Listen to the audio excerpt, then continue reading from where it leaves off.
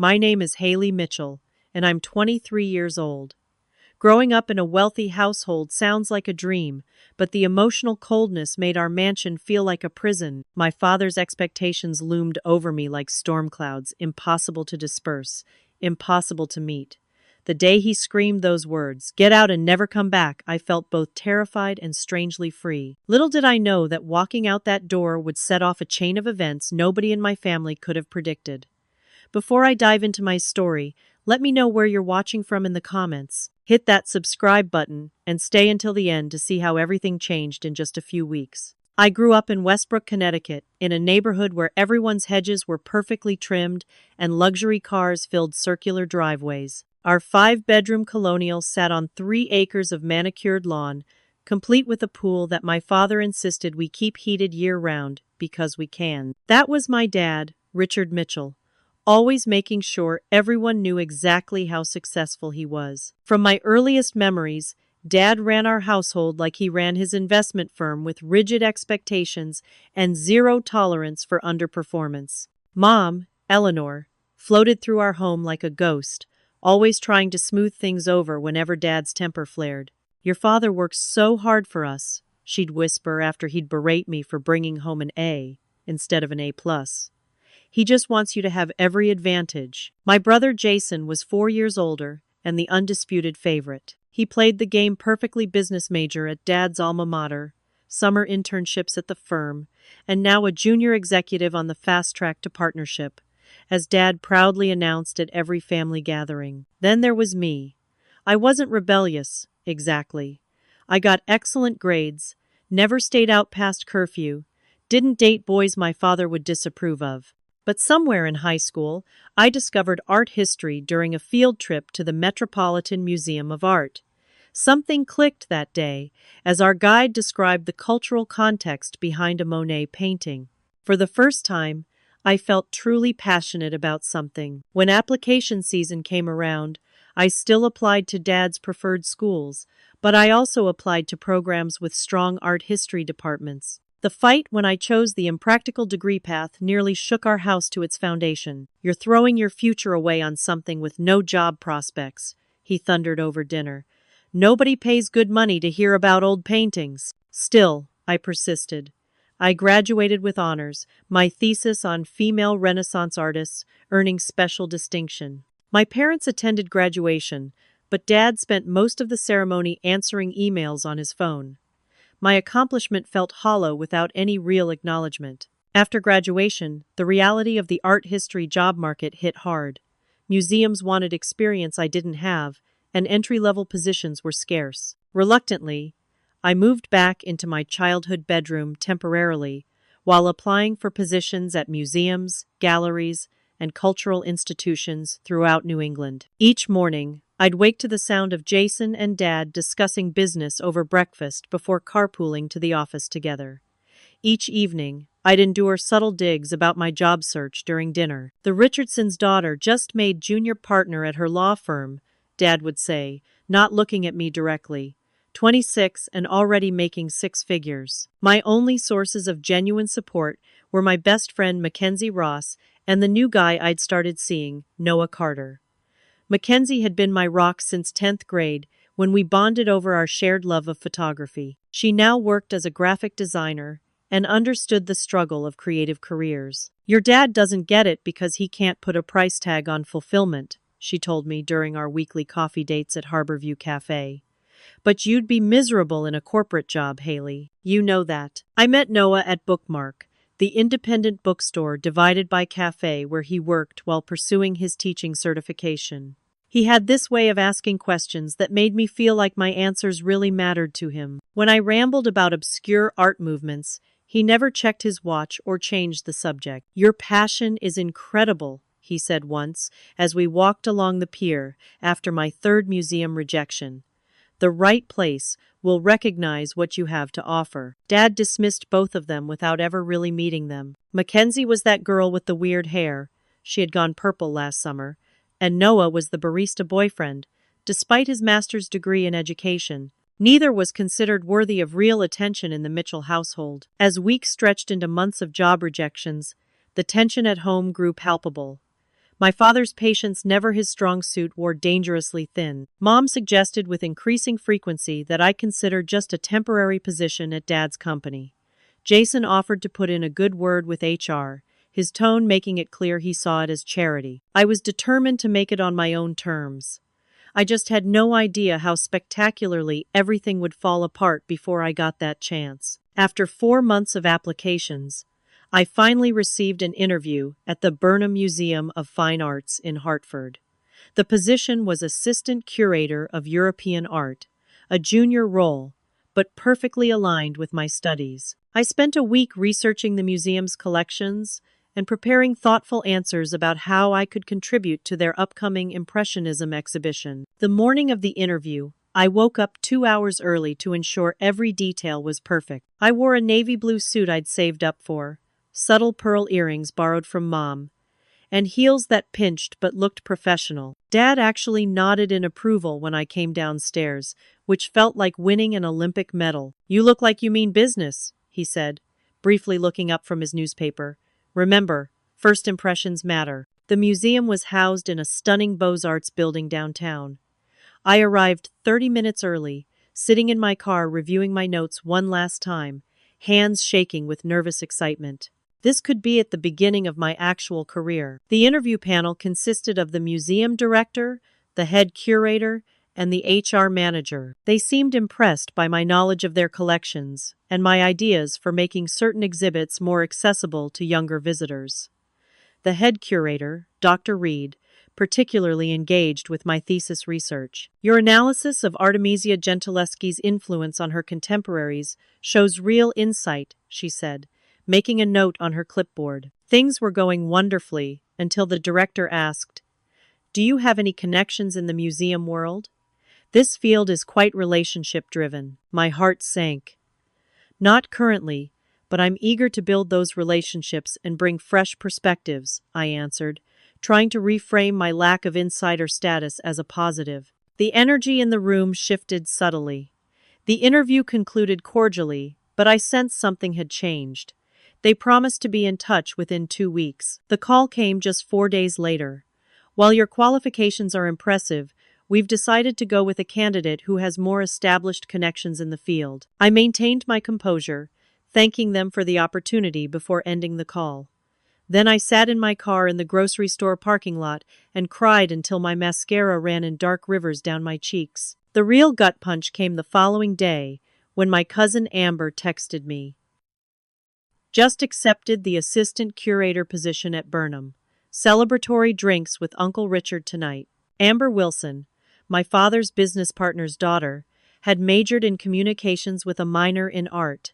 She had taken exactly 2 art history courses, but Uncle Thomas was a major donor to the museum, and apparently that connection trumped my qualifications. When I got home, Dad was already dressed for his dinner with Thomas and Amber. "Did you know about this?"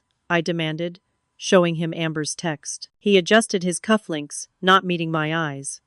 "Thomas mentioned Amber was interested in the position.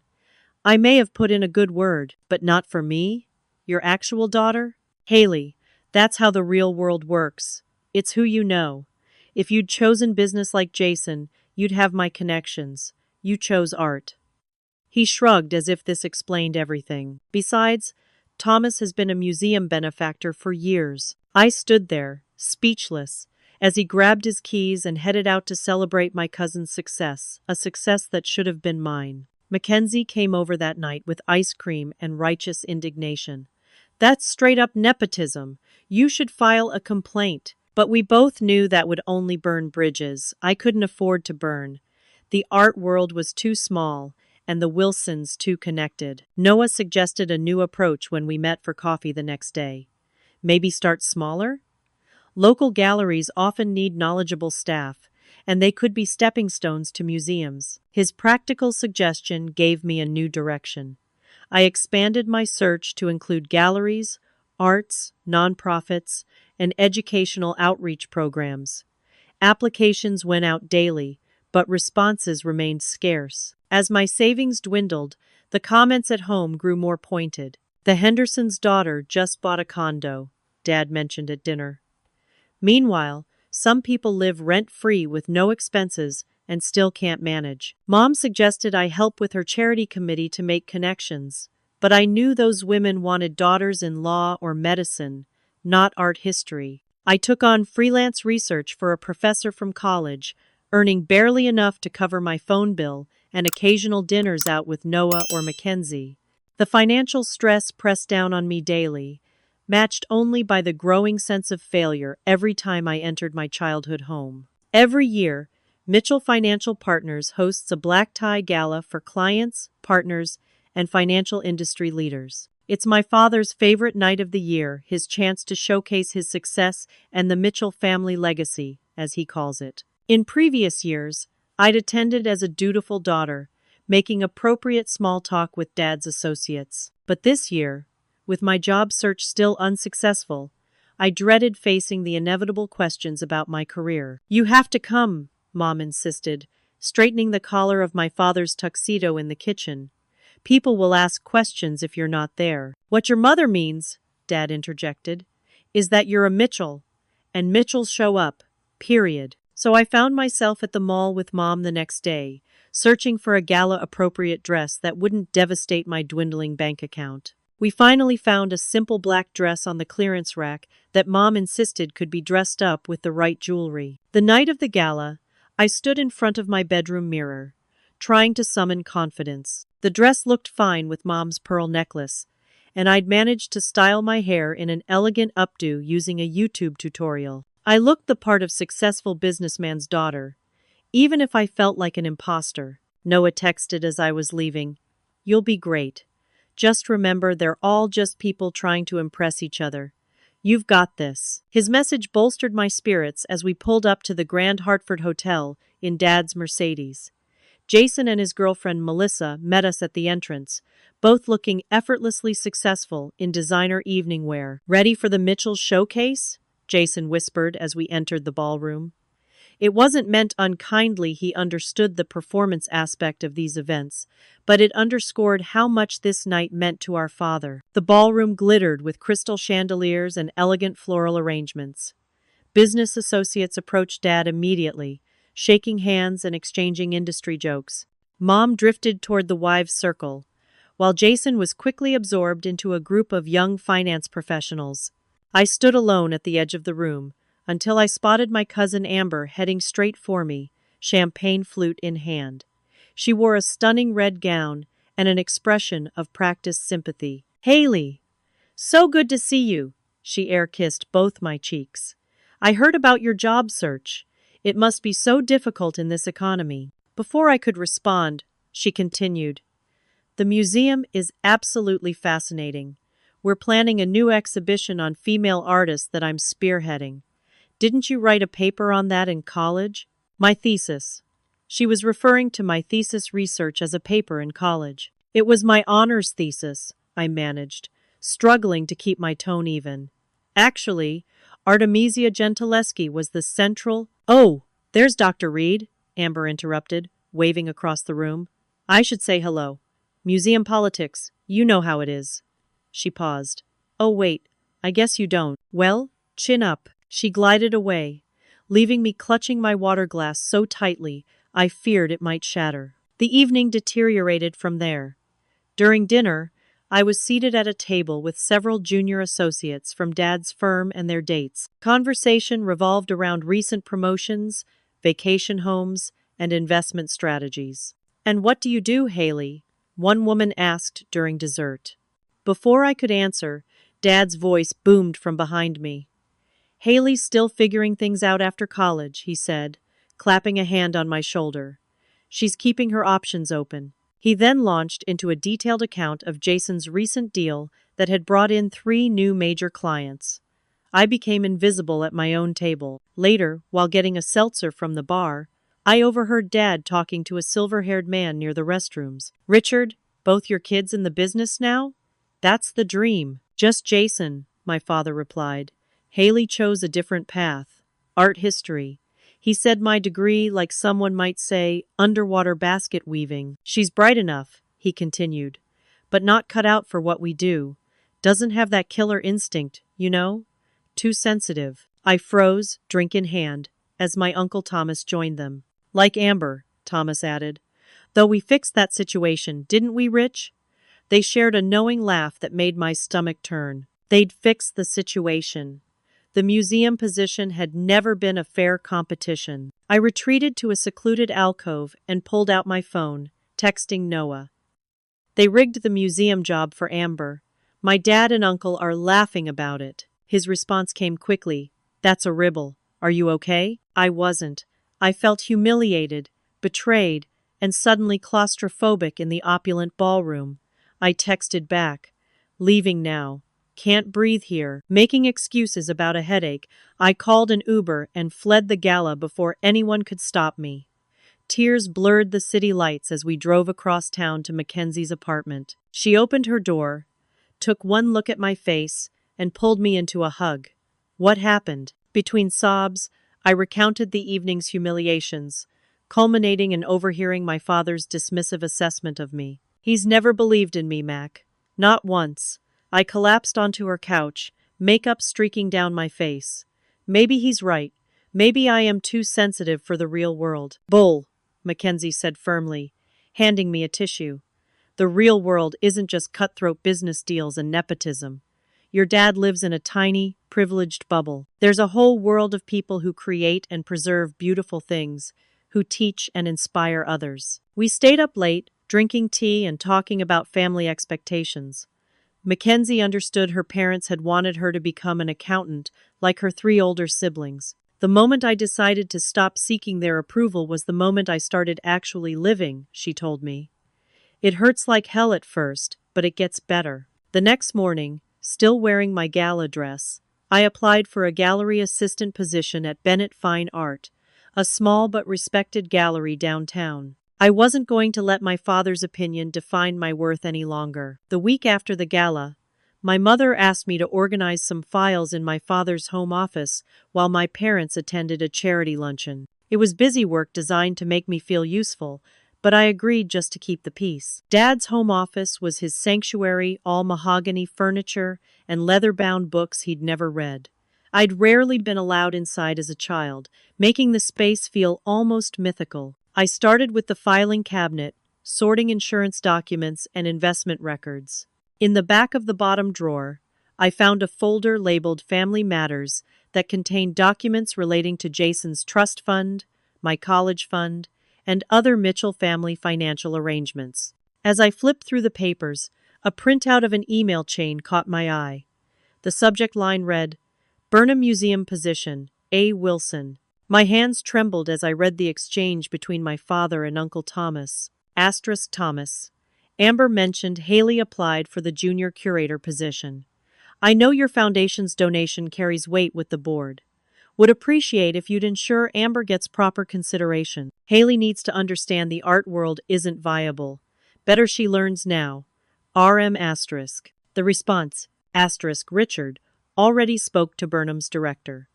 He understands our continued support depends on appropriate staffing decisions. Amber's resume has been moved to the top of the list. They'll make it look fair, but the outcome is arranged.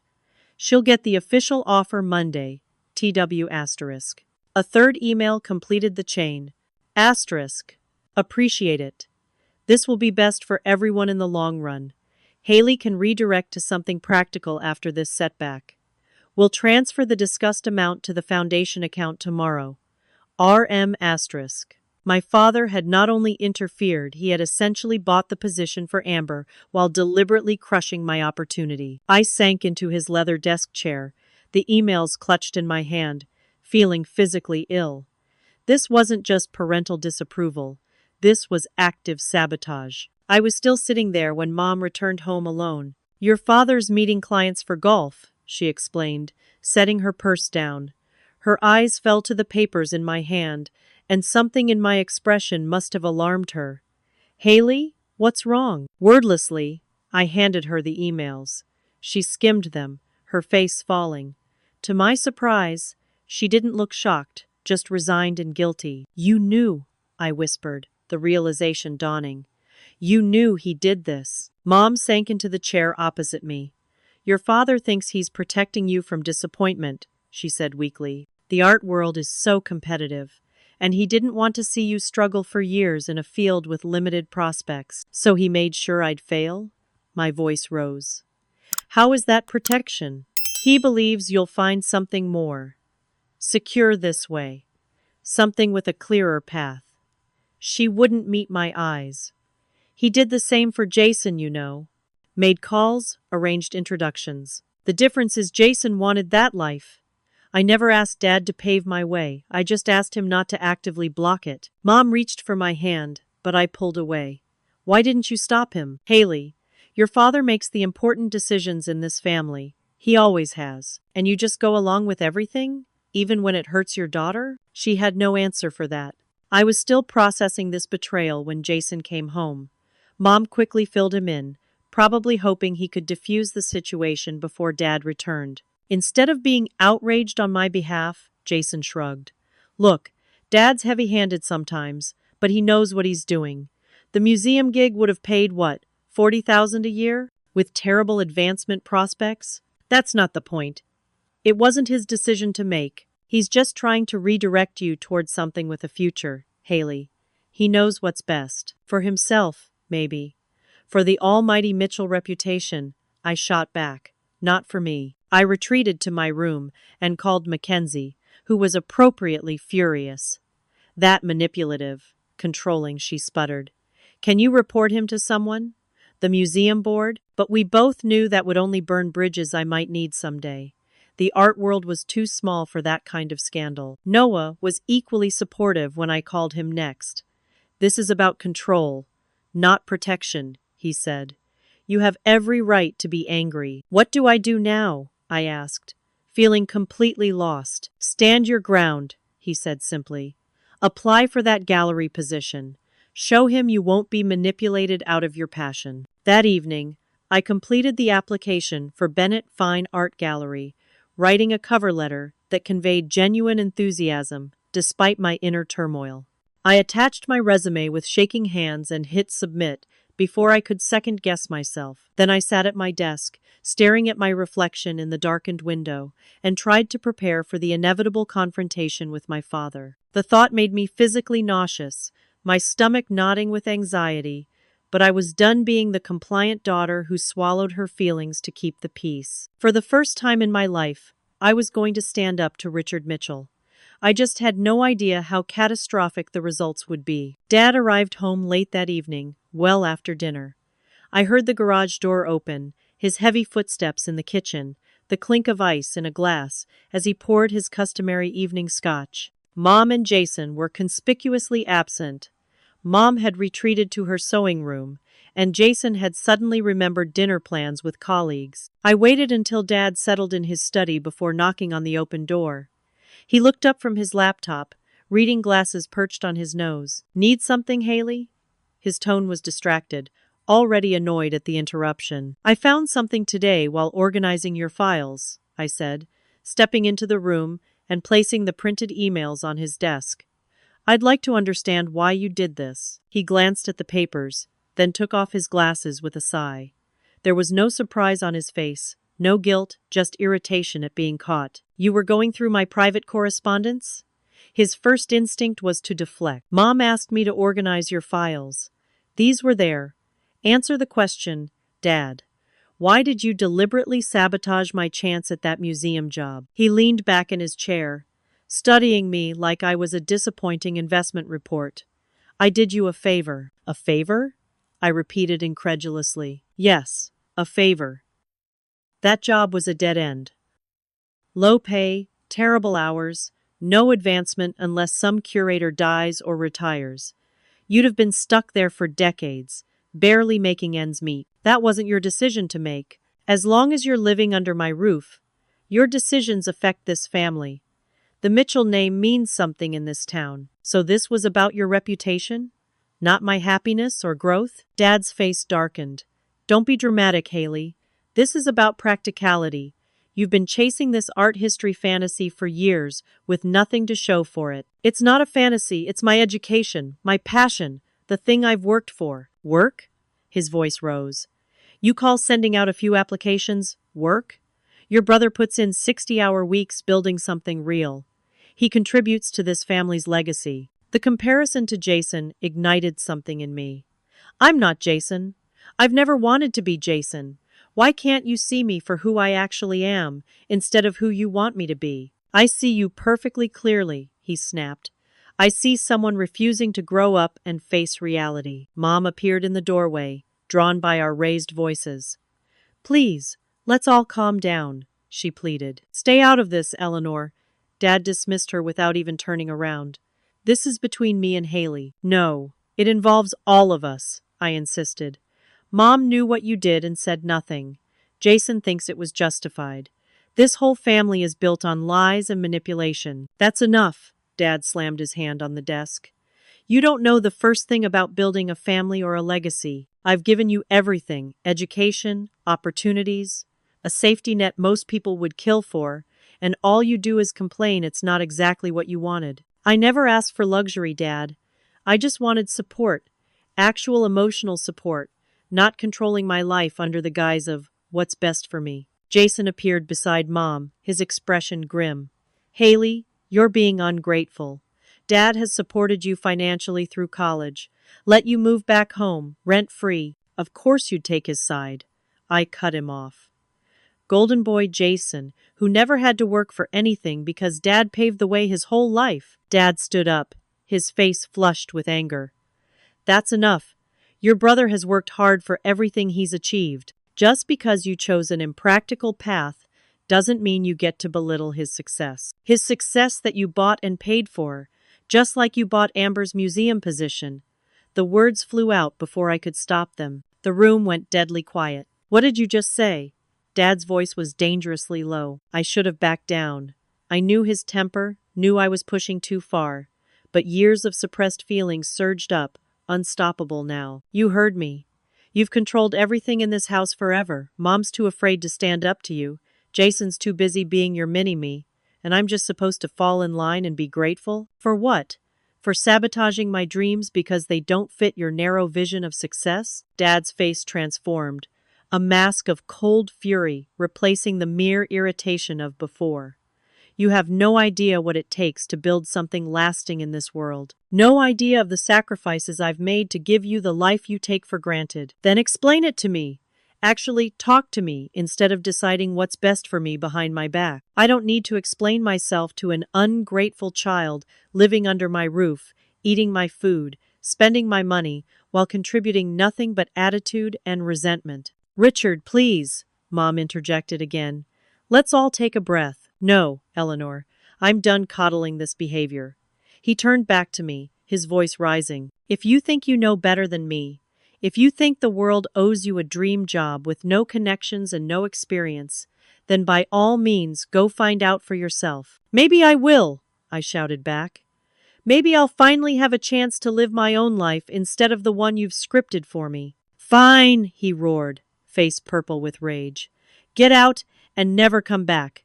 See how far your precious art history degree takes you without my money, my roof, my name opening doors. The words hung in the air like shattered glass. Mom gasped. Jason's eyes widened. Richard, you don't mean that, Mom whispered. I absolutely do, he said, never taking his eyes off me. She wants independence? Let her have it. All of it. I stood there, shock washing through me in icy waves. I'd seen my father angry many times, but this was different. This was final. You're choosing this moment to throw your daughter out? Mom's voice trembled. Over a disagreement? She's made her choice, Eleanor. She thinks she has all the answers. Let her prove it. I looked to my mother, silently pleading for her to take a real stand. Just this once. She met my eyes, tears streaming down her face, but said nothing more. Her silence was its own answer. Jason stood in the doorway, his expression unreadable. No support there either. Fine, I said quietly, a strange calm settling over me. I'll go. I walked upstairs in a daze, pulling out my suitcase and filling it with essentials, clothes, toiletries, important documents. My hands shook so badly I could barely zip it closed. When I came back downstairs, the family tableau hadn't changed. Dad stood rigid by his desk, Mom crying silently in the doorway, Jason looking uncomfortable but unmoved. Where will you go? Mom asked through tears. Don't worry about it, I replied, unable to keep the bitterness from my voice. I'll figure it out myself, like I've had to figure out everything else. I walked past them to the front door, my entire body numb. 18 years in this house, and it took less than 20 minutes to be ejected from it completely. As I loaded my suitcase into my car, the only thing I owned outright, a used Honda I'd bought with graduation money, I glanced back at the house. Through the window, I could see them still standing in the study doorway, watching me leave. No one came out to stop me. I drove away through a blur of tears, my chest so tight I could barely breathe. I had no plan, little money, and a future that had never looked more uncertain. The family I thought would always be my safety net, however dysfunctional, had just been ripped away completely. I made it 3 blocks before pulling over, too overcome to drive safely. With shaking hands, I called the only person I knew would answer without question. Mackenzie? I need a place to stay tonight. Dad kicked me out. The first night at Mackenzie's apartment, I barely slept. I lay on her pull-out couch staring at the unfamiliar ceiling, replaying the fight in an endless loop. By morning, my eyes were swollen, and my head pounded with a stress migraine that no amount of ibuprofen could touch. You can stay as long as you need, Mackenzie assured me over coffee. My roommate's away for the summer anyway. I nodded gratefully, though already feeling like an imposition.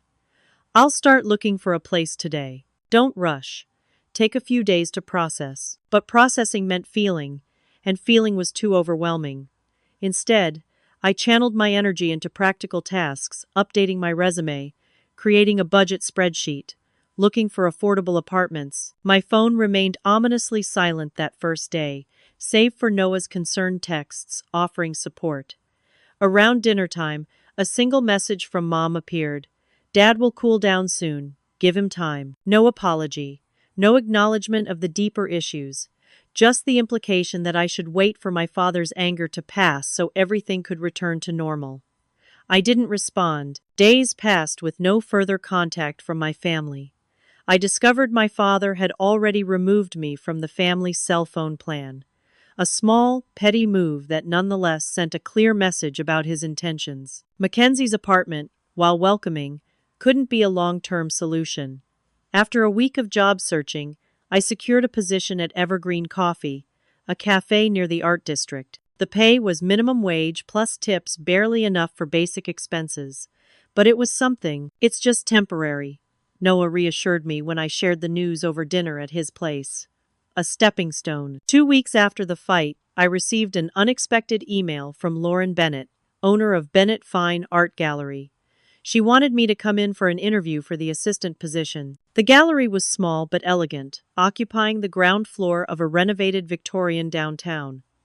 Lauren, a stylish woman in her 50s, greeted me warmly. Your knowledge of Renaissance art is impressive, she said, reviewing my resume.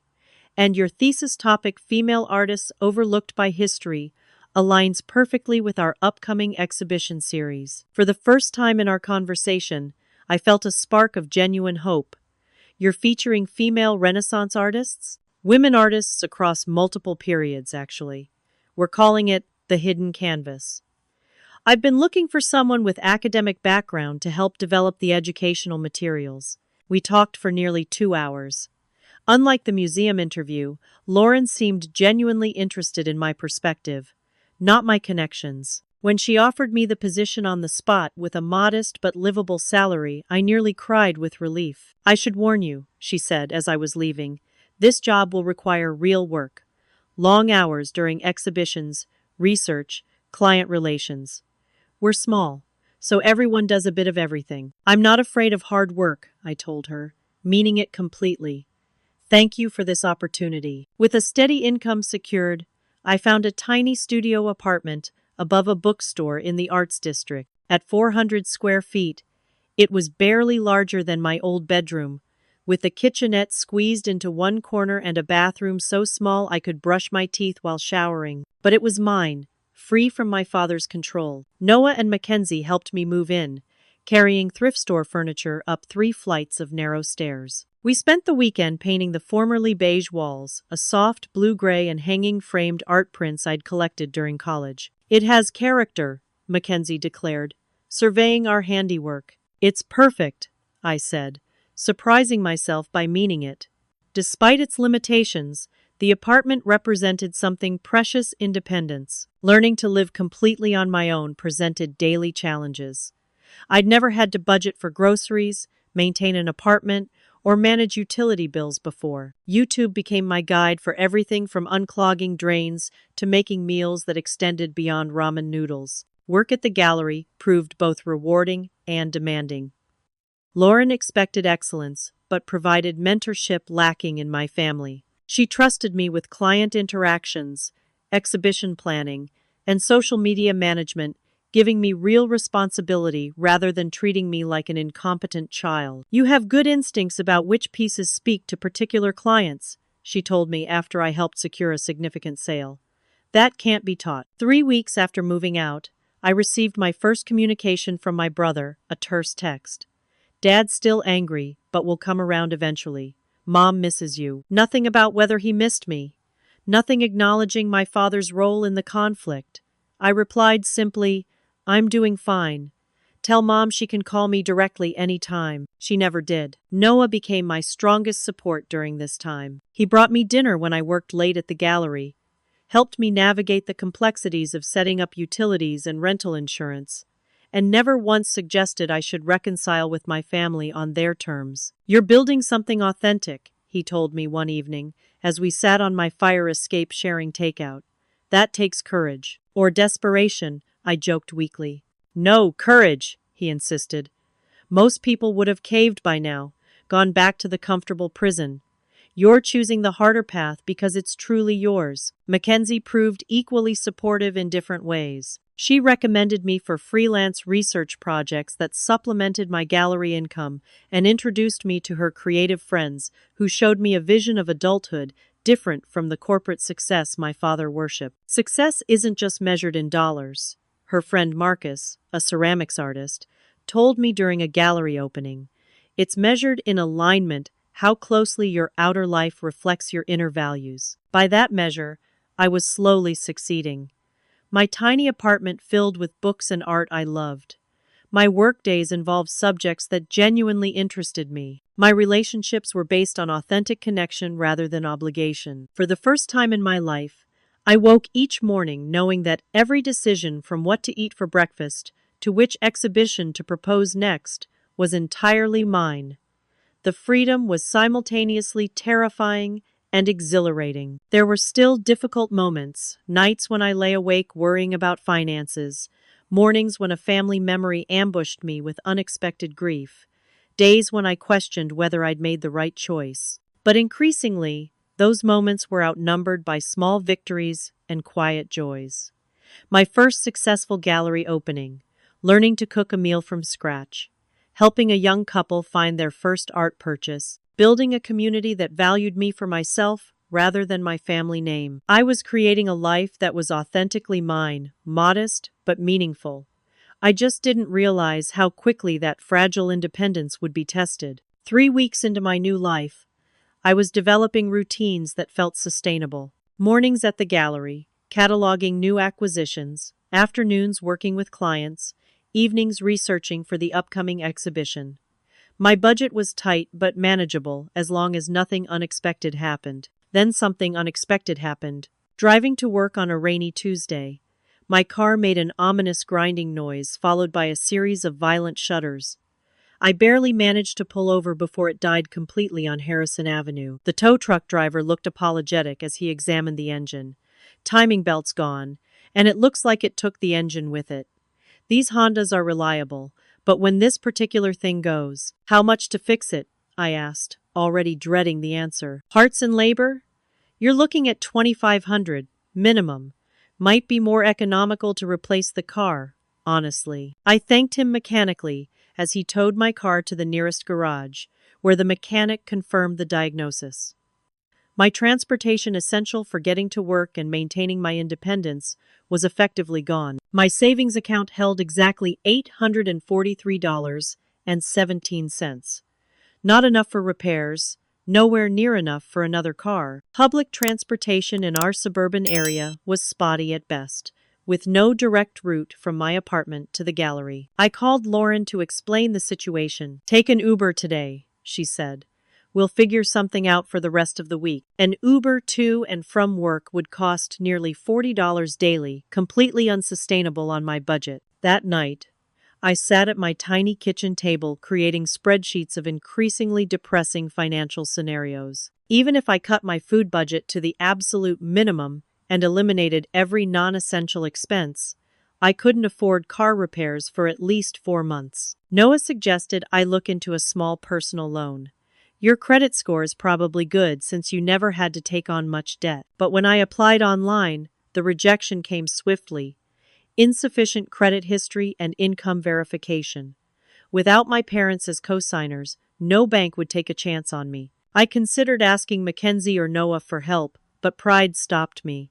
They were struggling with their own financial constraints, Mackenzie paying off student loans, Noah saving for teaching certification exams. Taking their money would make me exactly what my father predicted, unable to make it on my own. For a week, I managed through a patchwork of solutions. Noah drove me to work when his schedule allowed. Lauren's husband picked me up on his way downtown twice. I took expensive Ubers when necessary and walked the 3 miles home once when weather permitted. The gallery had an important client event coming up, potential buyers for a collection of Renaissance-inspired contemporary works that would make or break our quarter. I stayed late preparing materials, missing the last reasonable bus, and had to spend $50 on a rideshare during surge pricing. That night, calculating my dwindling resources, I realized I couldn't even afford next month's rent if something didn't change immediately. The following day, still sleep-deprived and stressed, I arrived at the gallery, looking visibly unwell. The lack of proper meals and constant worry had taken their toll. "Haley, are you okay?" Lauren asked, concern evident in her voice. "You're pale as a ghost." "I'm fine," I insisted, then promptly knocked over a display easel while setting up for a client presentation. Lauren helped me clean up the minor mess. "When did you last eat a proper meal?" I couldn't remember. "Go get something from the cafe next door," she ordered, pressing $20 into my hand despite my protests. The caffeine and food helped temporarily, but during the afternoon client presentation, the room began to spin. I excused myself, made it to the back office, and promptly collapsed into the desk chair. Lauren found me there, head between my knees, trying to stop the dizziness. "That's it. I'm calling an Uber to take you to urgent care." "I can't afford," I began, but she cut me off. "This isn't a suggestion, Haley. You're clearly ill." I called Noah instead, who left work early to drive me. The urgent care doctor diagnosed exhaustion, mild dehydration, and the beginnings of an upper respiratory infection exacerbated by walking in the rain and skipping meals. "You need rest, fluids, proper nutrition, and these antibiotics," the doctor said, writing a prescription.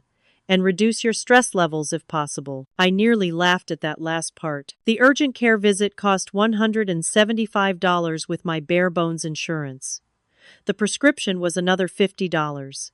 Noah insisted on paying for both, despite my objections. "You can pay me back when you're on your feet again," he said. But we both knew it would be months before that was possible.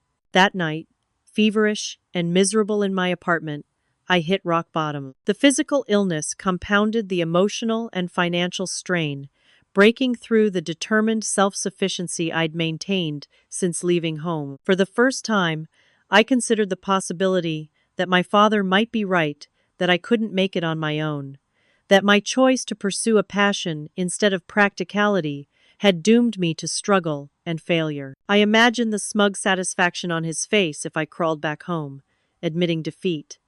The thought made me physically nauseous. But what alternatives remained? I could barely afford food, had no transportation, was falling ill from stress, and had exhausted most favors from friends. The next morning, Noah arrived with soup and medicine, finding me still in bed, unable to call in sick because I couldn't afford to lose the day's pay. "I called Lauren," he admitted. "Told her you have a fever and need the day off. She completely understands." I should have been grateful, but humiliation overwhelmed me. "I can't keep doing this, Noah.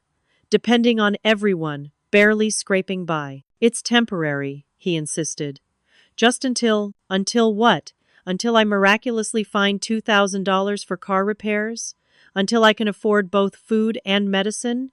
This isn't working. Mackenzie arrived an hour later, letting herself in with the spare key. She took one look at me, and at Noah's worried face, and sat down on the edge of my bed. "Intervention time," she announced. "You're killing yourself trying to prove a point." "I'm not." "You are," she interrupted. "Look, we admire your independence. But there's a difference between independence and self-destruction." "She's right," Noah added gently. "You're not eating, you're walking miles in bad weather, you're working yourself to exhaustion, all because you're too proud to ask for help." "If I ask for help, he wins," I whispered, tears forming.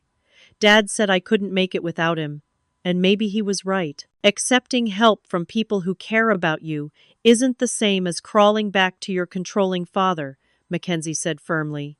"One is interdependence, normal human connection. The other is surrendering your autonomy." They stayed with me that day, forcing me to rest, eat, and take my medication.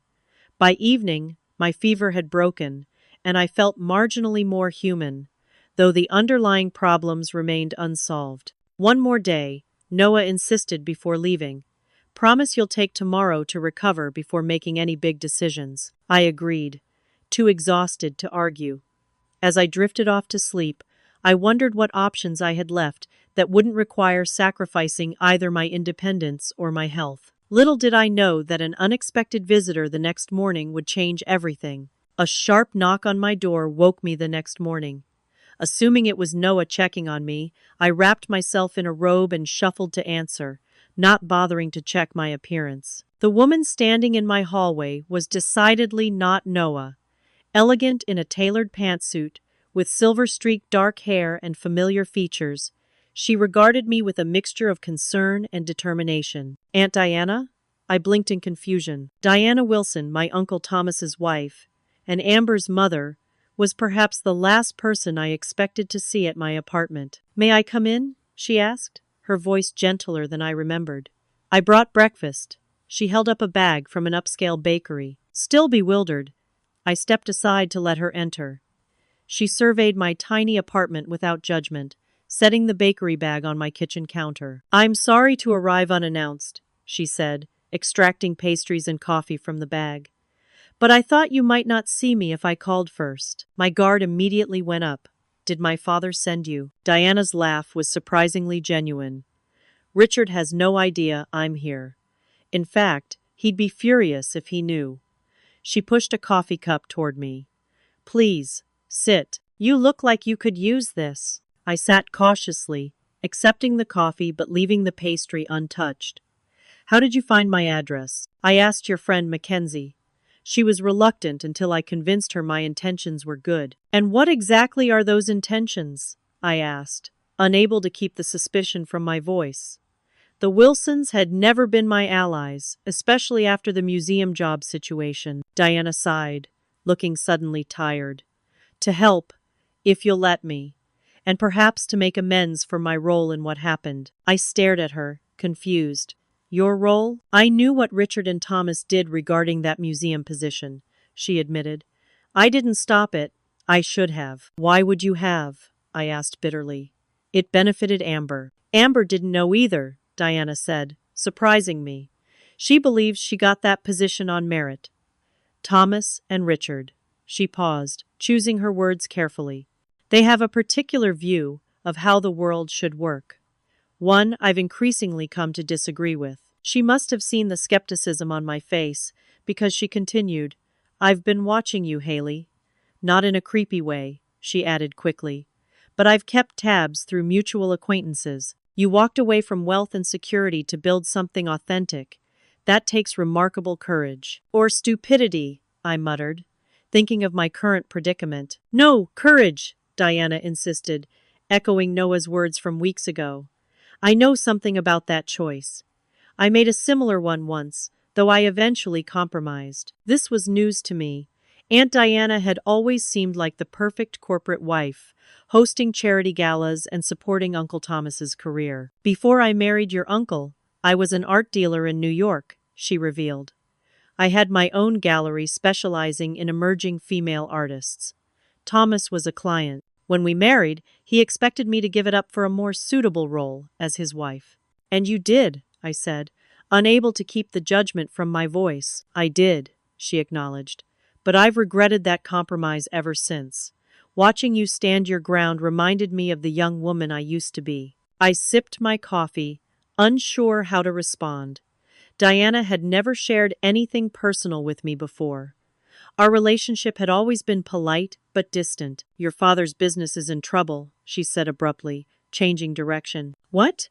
"Mitchell Financial has lost 3 major clients since you left. Turns out you were more valuable than Richard realized. You organized his entire client relations system, didn't you?" I nodded slowly. "During college breaks and after graduation, I'd created elaborate spreadsheets tracking client preferences, family details, and important dates information my father used to personalize his business relationships. I'd assumed anyone could replace that work." "Your brother Jason made a significant error last week," Diana continued. "Mixed up 2 client portfolios because he couldn't find critical information. Cost the firm a 7-figure account." A petty part of me felt vindicated, though I quickly suppressed it. "I'm sorry to hear that, but I don't see how it's relevant to me now." "It's relevant because your father is too proud to admit he was wrong, but he's feeling the consequences of your absence. Your mother calls me daily asking if I've heard from you." That surprised me. "Mom hasn't contacted me once." "Richard forbade it," Diana said matter-of-factly. "But she misses you terribly. Eleanor was never strong enough to defy your father directly. But she's finding small ways to rebel. She accidentally burned his favorite shirts, ironing them. Twice." The image made me smile despite myself. Then reality crashed back. "I appreciate the family update, but it doesn't solve my current problems." Diana reached into her purse and removed an envelope. "That's actually why I'm here. I'd like to offer you a job." "A job?"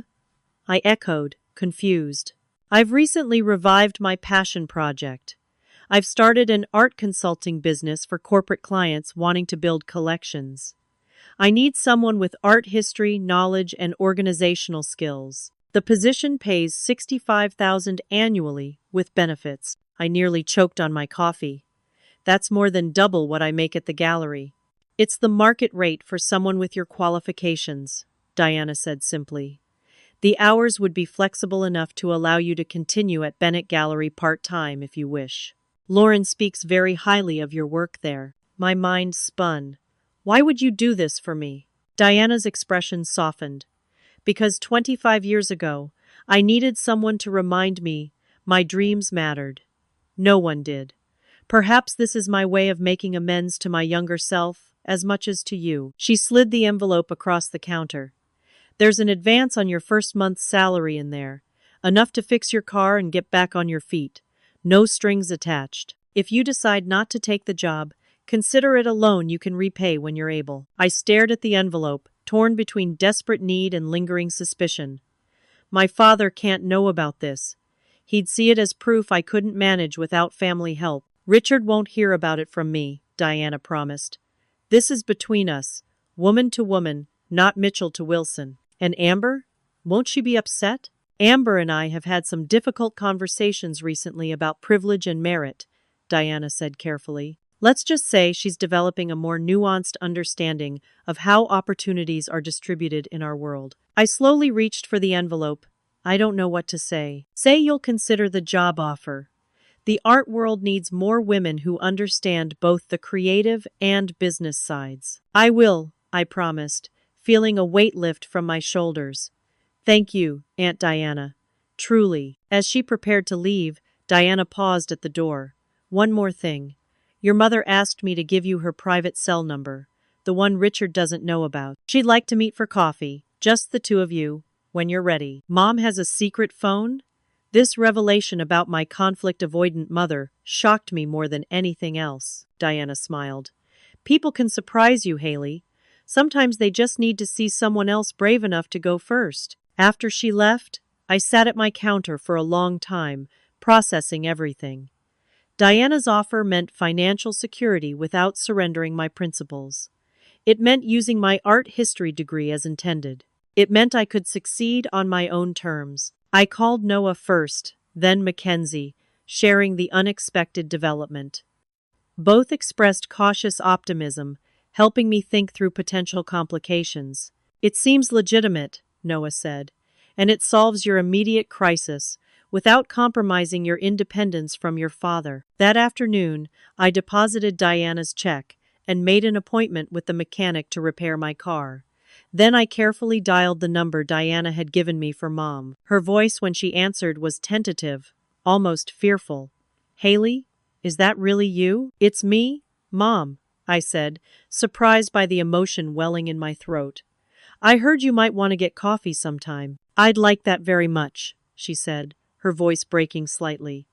"There's so much I need to say to you." We arranged to meet at a cafe halfway between our homes. As I hung up, a text arrived from an unknown number. "Your door is always open when you're ready to talk, Dad." I stared at the message, a complex mix of emotions washing over me. After everything, that was all he had to say? No apology, no acknowledgement of his actions, just an expectation that I'd eventually come crawling back. I showed the message to Noah when he came by that evening. "What are you going to do?" he asked. I considered the question carefully. "I think I'll meet with Mom first. Hear what she has to say. As for Dad." I paused, realizing I felt stronger than I had in weeks. "If we talk, it will be on my terms, not his.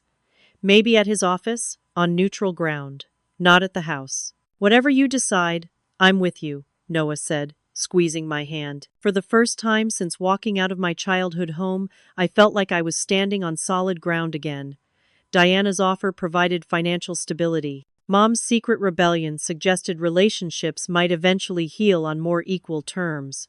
Even my father's text, inadequate as it was, indicated an opening. I'd discovered something profound through this painful journey. True family supports your dreams rather than controlling them. Whether that family is biological or chosen, the principle remains the same. As I prepared for bed that night, I realized I no longer feared the future. Whatever happened with my parents, I now knew with certainty that I could build a meaningful life, aligned with my values, a life that was authentically mine. The next morning, I would walk into Bennett Gallery, not as a desperate young woman clinging to independence by her fingernails, but as someone who knew her own worth. Someone who had faced her worst fears and emerged stronger. Someone ready to build bridges where possible and boundaries where necessary. My father had meant get out and never come back as the ultimate punishment. Instead, it had become the beginning of my real life, painful but ultimately transformative. If you've ever had to choose between authenticity and acceptance, between your dreams and someone else's expectations, I hope my story gives you courage. The road isn't easy, but finding your own path is worth every difficult step. Thank you for listening to my journey. Please like and subscribe if this resonated with you, and share in the comments if you've ever had to stand up for yourself against family pressure. Remember that your dreams matter, and sometimes the hardest choices lead to the most meaningful growth.